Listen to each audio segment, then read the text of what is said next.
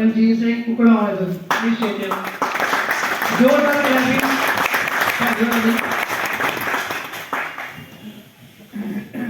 सारे सत श्री अकाल जी सर मेरा नाम रणजीत सिंह है मैं कुकड़ा वाले तो बिलोंग करता जी मेरी वाइफ को सौलिया की प्रॉब्लम थी सर तो एक महीना नहीं आते हुआ सर उन्होंने मैं हैल्थ कैप जीवन रक्षक कचनार गूगल एक और प्रोडक्ट है सर मैं भूल गया चंद्रपुरावटी वो दे रहा है सर बिल्कुल अपने दर्द भी नहीं हो रही वीक दिन ये हुए है तो वो काफ़ी अपने बेटर समझ रही ठीक है जी थैंक यू सर क्लैपिंग कर देंगे सारे भाई हो गए अगे मैं इनवाइट करना चाहता हूँ जी सरदार भीर सिंह जी फौजी साहब प्लीज स्टेज पे आओ अपने जान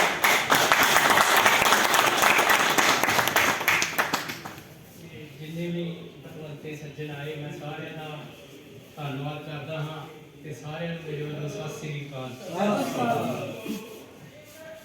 मैं तो स्टेज पे पहली बारी आया पहली बारी मैनू इत्थे आने का मौका मिला ये जो प्रोडक्ट नाले रमन कुमार जी ये मेरे घर गए तो मैनू काफ़ी देर तो शुगर की प्रॉब्लम है सो इन्होंने मैं दसी इन्होंने मेरी गलबात कराई तो नाले भाजी भी गए सी ये भी नाल गए कि मैं ये शुगर का जो प्रोडक्ट आ ये मेरा ख्याल भी 1.5 महीने तो खा रहा तो मैनू काफ़ी फायदा आ जो इन्होंने होर मैनू प्रोडक्ट उत्थे दिते आ मैं लोगों को अपनी दुकान है मेरी एक वो दुकान के उत्ते रखे आ तो लोगों को मैं जानकारी देना आ तो वो तो एक दो बंदे होर उन्होंने तो प्रभावित होकर उस चीज़ तो ਤੇ ਉਹਨਾਂ ਦਾ ਜੁਆਇਨਿੰਗ ਵੀ ਕਰਾਇਆ ਇਹਨਾਂ ਦੇ ਨਾਲ ਤੇ ਇਹਨਾਂ ਦੇ ਪ੍ਰੋਡਕਟ ਖਾ ਰਹੇ ਆ ਇੱਕ ਹੋਰ ਫੌਜੀ ਸਾਹਿਬ ਆ ਉਹ ਮੇਰੇ ਮਿੱਤਰ ਸੀ ਮੈਂ ਇਹਨਾਂ ਨੂੰ ਨਾਲ ਲੈ ਕੇ ਗਿਆ ਉਹਨਾਂ ਨੂੰ ਕਾਫੀ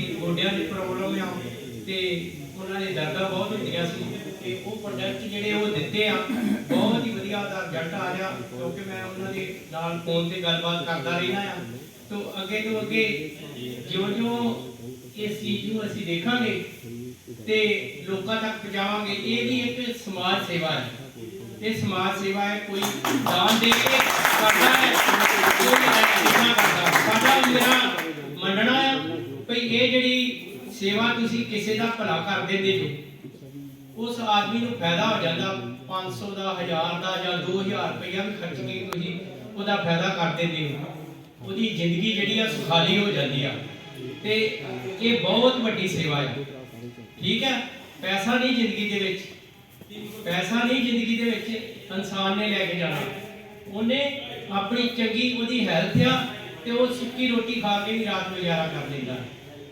ठीक है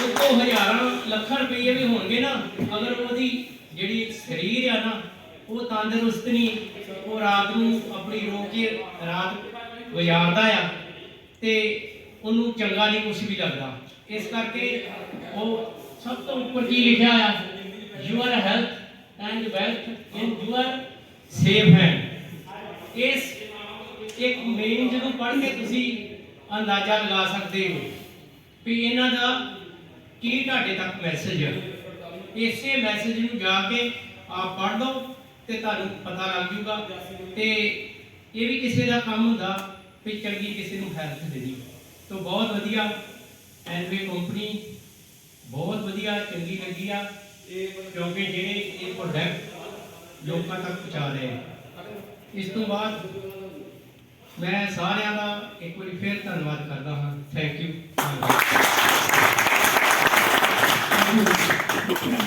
अगे जिन्होंने मैं स्टेज पे बुला रहे हैं जी mister Ram Kumar ji please stage पे आओ और अपने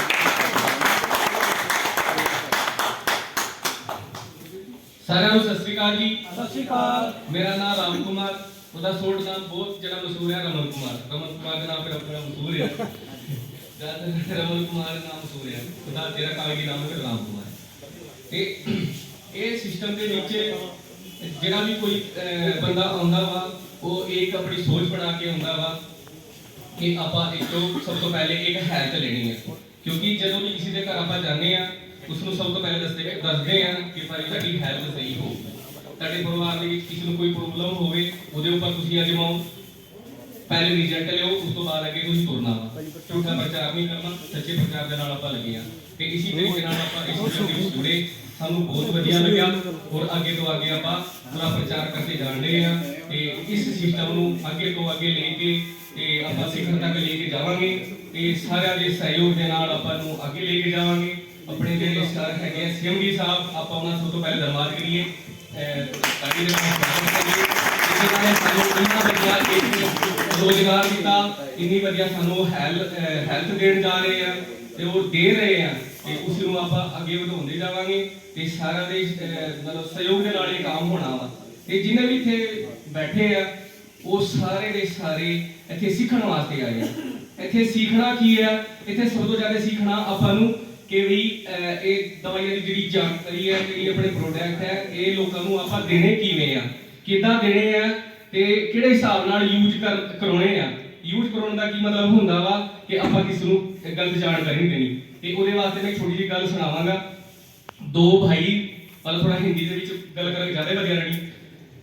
दो भाई थे, उनकी नवी नवी शादी हुई थी तो उनकी उनमें से एक भाई की शादी हुई थी। दो भाइयों में से एक भाई की शादी नवी नवी हुई थी तो उनकी जो उस लड़के की जो मिसेज थी वो बीमार हो गई। अब नवी नवी शादी के हिसाब से जैसे बीमार हुई, डॉक्टर के पास चले गए। डॉक्टर के पास गए और डॉक्टर साहब को बोला, डॉक्टर साहब ऐसे ऐसे करके हमारे घर मरीज वो बीमार हो गया है, आप हमारे साथ चलो। वो बोलने लगा ठीक है जी चलो चलिए। घर पहुंच गए। घर जाने के बाद उसने मरीज की हालत देखी और उसको दवाई दे दी। और वो जो दवाई थी कुछ खाने वाली दवाई थी, गोलियां वगैरह और कैप्सूल, और एक ऐसी एक शीशी थी जो पीने वाली थी। और वो दवाई दे के डॉक्टर साहब अपने घर चले गए और डॉक्टर साहब ने उनको बताया कि ये जो दवाई देनी है आपने हिलाकर देनी है। ये जो शीशी दवाई वाली थी इसको हिलाकर देना है, जैसे आपका मरीज मतलब इसे खाएगा तो ठीक हो जाएगा। तो आगे क्या हुआ तो उनको जो मैसेज गया ना वो समझ में नहीं आई बात। उन्होंने क्या किया, मरीज जैसे लेटा हुआ था मरीज को हिलाना शुरू कर दिया। मरीज को इतना हिलाया जब तक वो मर नहीं गया उसको नहीं छोड़ा, क्योंकि डॉक्टर साहब ने कहा था हिलाकर देनी है। तो उनको बात समझ में नहीं आई और उन्होंने मरीज को ज्यादा हिला दिया और वो पूरा हो गया। और वो भागे डॉक्टर पास गए दोनों। जैसे डॉक्टर साहब को बोले, डॉक्टर साहब आपने हमें क्या बताया, क्या दवाई दी? वो तो मर भी गई।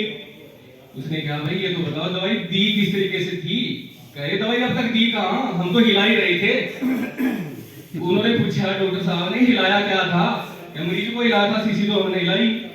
तो हिलानी शीशी थी, मैं हिला के दे दियो भाई ये थोड़ी मिल जाएगी तब दे देना। तो उन्होंने मरीज को हिला दिया। तो मेरा मैसेज ये है कि यहाँ पे हम सीखने के लिए आए।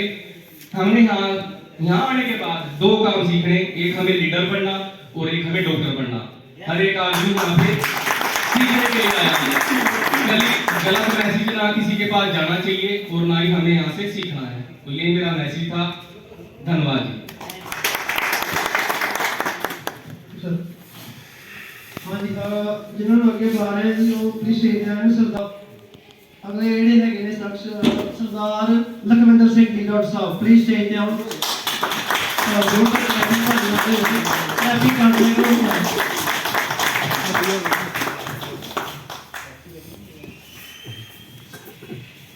सब तो पहला उस परमात्मा की फतेह बुलाने हाँ। फतेह जी गज के होनी चाहिए हाँ। फतेह बुलाइए वाहेगुरू जी का खालसा वाहेगुरू जी की फतेह। कहते ने जी जबान च फतेह ते ओदी मैदान च फतेह ते फिर ओदी जहान च फतेह। एक करके आ फतेह जी अपनी गज के होगी तो फिर ही अगे आप अपना काम जोड़ा है वो कर रहे हैं। जो अपना एनवे इंडिया का प्रोडक्ट बारे गलबात अपनी चल रही है, इसका रिजल्ट जोड़ा है प्रोडक्टा का 100% कहने आप 110% भी कह सकते हैं।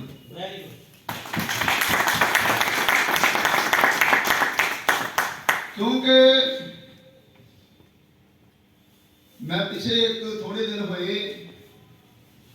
ਇੱਕ ਪੇਸ਼ੈਂਟ ਹੀ ਉਹਦੀ ਇਨਫੈਕਸ਼ਨ ਜਿਹੜੀ ਬਹੁਤ ਜ਼ਿਆਦਾ ਵੱਧ ਗਈ, TLC ਬਹੁਤ ਜ਼ਿਆਦਾ ਵੱਧ ਗਈ। ਉਹਨਾਂ ਨੂੰ ਮੈਂ ਐਲੋਪੈਥੀ ਮੈਡੀਸਨ ਦਿੱਤੇ, ਜਿਹਦੇ ਵਿੱਚ ਮੋਨੋਸੈਪ ਔਰ ਮੇਕਾਸੀਨ ਇੰਜੈਕਸ਼ਨ ਲਗਾਏ। ਸਵੇਰੇ ਸ਼ਾਮ ਲਗਾਇਆ। ਮੇਰੇ ਡਾਕਟਰ ਵੀਰ ਬੈਠੇ ਨੇ, ਉਹਨਾਂ ਨੂੰ ਪਤਾ ਵਾ ਕਿ ਉਹ ਕਿਸ ਤਰ੍ਹਾਂ ਹੁੰਦੇ ਨੇ।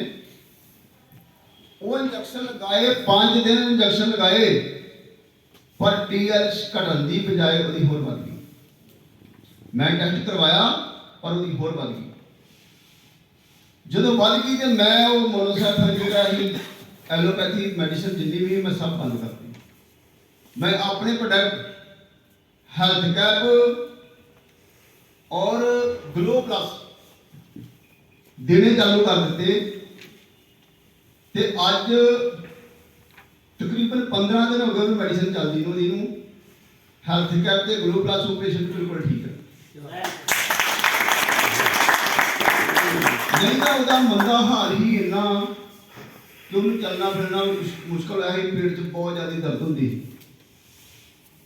ਤਾਂ ਉਹ ਮੈਡੀਸਨ ਦੇਣ ਦੇ ਬਾਵਜੂਦ ਵੀ ਉਹਦੀ ਦਰਦ ਨਹੀਂ ਸੀ ਇੰਨੀ ਕੰਪਲੀਟ ਰੁਕ ਰਹੀ, ਕਿਉਂਕਿ ਉਹਨੂੰ ਨਾਲ ਪੇਨ ਕਿਲਰ ਮੈਨੂੰ ਦੇਣੀ ਪੈ ਰਹੀ। ਪਰ ਜਿਸ ਦਿਨ ਤੋਂ ਇਹ ਮੈਡੀਸਨ ਮੈਂ ਦਿੱਤੇ ਉਹਨੂੰ ਕੋਈ ਪੇਨ ਕਿਲਰ ਨਹੀਂ, ਬਸ ਇਹੀ ਮੈਡੀਸਨ ਦਿੱਤੀ ਆ ਤੇ ਉਹ ਪੇਸ਼ੈਂਟ ਬਿਲਕੁਲ ਠੀਕ ਆ। ਇਸ ਕਰਕੇ ਆਪਣੇ ਪ੍ਰੋਡਕਟ ਜਿਹੜੇ ਨੇ, ਜਿਸ ਤਰ੍ਹਾਂ ਗੱਲ ਚੱਲ ਰਹੀ ਵਿਸ਼ਵਾਸ ਦੀ ਗੱਲ ਕਰ ਰਹੇ ਭਾਜੀ ਨਾਲ ਨੂੰ ਵਿਸ਼ਵਾਸ ਅਜੇ ਪਹਿਲਾਂ ਹੀ ਆ, ਇੰਨਾ ਵਿਸ਼ਵਾਸ ਪਹਿਲਾਂ ਹੀ ਆ ਕਿ ਅਜੇ ਪ੍ਰੋਡਕਟ ਵਰਤੇ ਨਹੀਂ ਆ। पर जो इन्होंने प्रोडक्ट वरत लिया, रिजल्ट ले लिया, इन्होंने तो 100 गुना विश्वास हो जाएगा।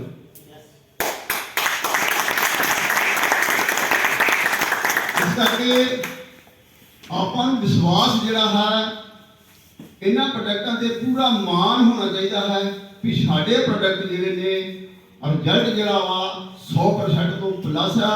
आपां बेझिझक हो के आपां वरत सकदे आ, किसी नूं दे सकदे आ। ये प्रोडक्ट ऐसे ने भी प्रॉब्लम एक वास्ते मेडिसिन देने पर ये प्रॉब्लम होर हल कर दिंदा। प्रॉब्लम एक है कि पेशेंट नूं उन्हें दसी आ, पर कोई पेशेंट ऐसे होंदे ने जिहड़े प्रॉब्लम दसदे भी नहीं आ, पर वो भी ये हल कर दिंदा वा। इस करके आपां वध तों वध लोकां तक पहुंचाइए, लोकां दी सेहत बचाइए। अज लोग बहुत ज़्यादा बीमार पए ने, बड़े झगड़े होए ने बीमारियां दे नाल, ते आपां उन्हां दा भला करिए। भले दा ही काम है, क्योंकि जदों किसी दी सेहत, किसी दी जिंदगी बख्शी जानी, सेहत तंदुरुस्त हो जानी, उत्थे भले दा काम हुंदा है। इस करके आपां भले दा काम करना है। ते कहंदे कर भला सो हो भला, अंत भले दा भला। ते आपां भले दा ही काम करना है। इन्ना की कह के मैं अपने समय की समाप्ति करता हाँ। फतेह बुलाउने हाँ। वाहिगुरू जी का खालसा, वाहिगुरू